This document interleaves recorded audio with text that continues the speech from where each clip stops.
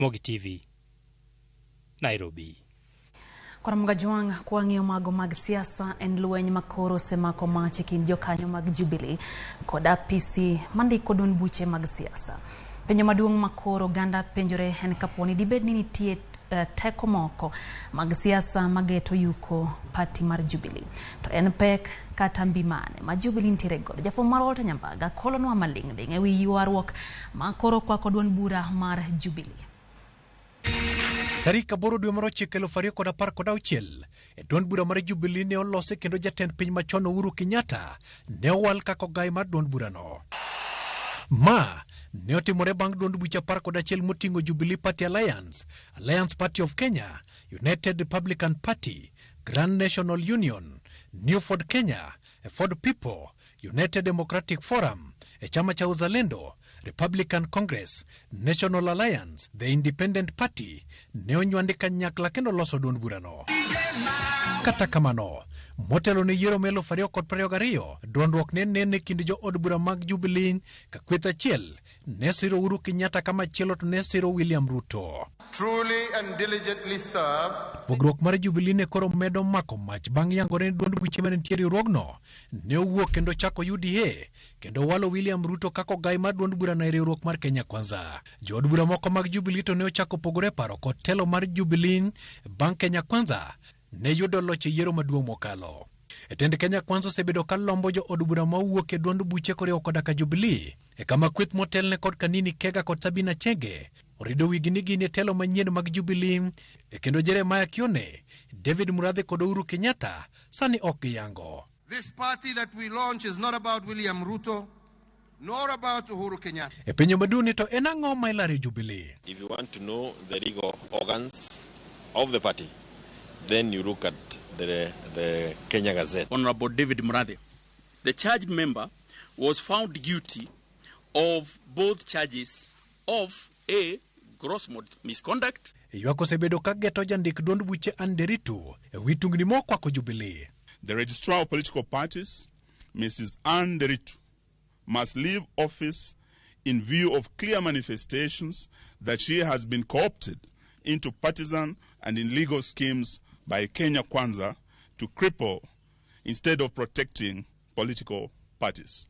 Nderitu owuon to mako chung' motegno ni chenro duto mokwako lokruok e Jubilee osetim koluwore gi dwaro mar chik. Yes, we effected. By communication of that letter, it was a declaration that we have accepted the process and effected the changes in regard to those the two members that were mentioned in the documents that were filed. We see the Register of Political Party on a very interesting mission here to hunt for reasons to just kill political parties in this country. Jeremiah Kione kod Langi osechwalo penje wi andika ma iwacho ni ne giyudo modeko mapodho gologi apisi. Dibed ni apisi mandiko duond buche ne ogajo barua moro mar podho ni tend Jubilee oseloki. We saw her backdating letters.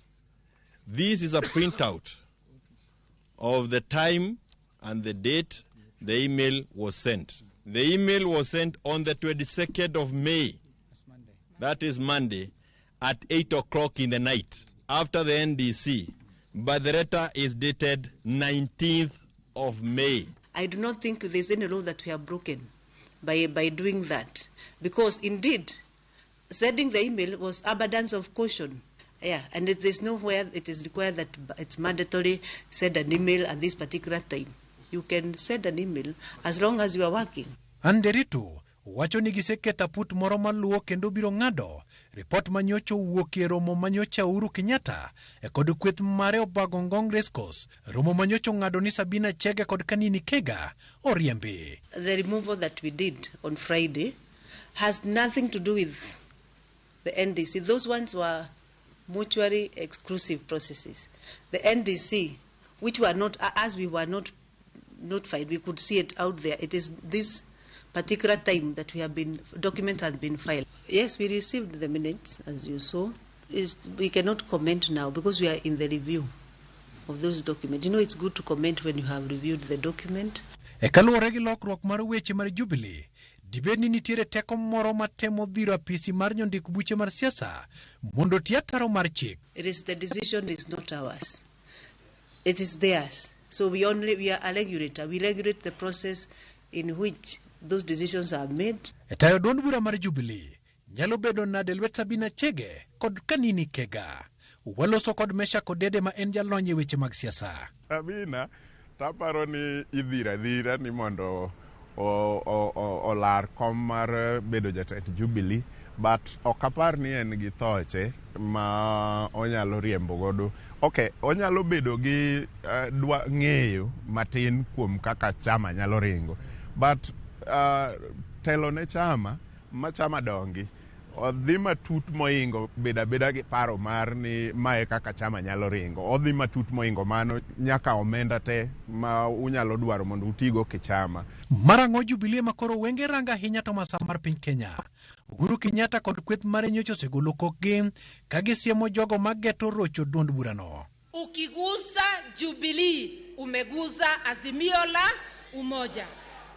Chama sio ya Uhuru ina wenyewe, na hawa wenyewe walinipatia ni ichunge. Jubilee nyo bedo kaka duond bura ma jo modak e alwora mar Mount Kenya nyo ohero. To siasa madala ka kata ma Kenya ka be wang'eyo kaka chalo. Nyiso ni e kinde mabiro chal ni ok gin gi yie ni UDA bende en chama margi kaka jo Mount Kenya. Nyiso ni e obwongo gi maiye kata pach gi maiye nyiso gi ni Jubilee e chama margi magine gi control. Koro ka gidhi kocha to gidwane gidhi kode ma ka lweny owuok kocha kata tulo wuok kocha to giwacho ni gin gi odgi. E kweth mobalo kod tenjere ma kione kod lange nenore ka gimoramo ni nyaka gidong mane duond bura mar Jubilee ma ok gidonje UDA achiel kachiel. This is a call for the Mount Kenya people. We were ready to for 4-5 years at Dauda, and wale wako kwa serikali saa hii wanastuka kuona ya kwamba watu wa Kikuyu na hasa vijana wameanza kuamka na kuuliza haki yetu iko wapi. Kagise yango ratiro ni gin gidwa tiyo gi sirikal mantie e ofis sani mar Kenya Kwanza ma nigi party gi ma UDA. To kine ka gin gi chuny mar gombo ni mondo giwuoge chama ni gidonje e UDA, gidwane gidhi gi chama ni. Nyiso ni nitie gima lich ahinya e duond bura mar Jubilee ni momiyo jogi lare. To thuolo mane ma jalup jatend piny Rigathi Gachagua nego de tungni mar Jubilee ma masa mar piny Kenya. Na tunataka watu wa Mount Kenya wote waanze kufikiria tena. Aparo ni migosi Rigathi ng'iyo lessons machien to wacho ni kopo ni wadhi this route bonono ni wadhi achwanyore mbele ka nikech chwanyruok to dhano kata jomodak e udi chwanyore. Kisiasa to kuro yot moloyo. Ponono ni wadhi achwanyore mbele ka dhira oko nyalo bedo mayot moloyo.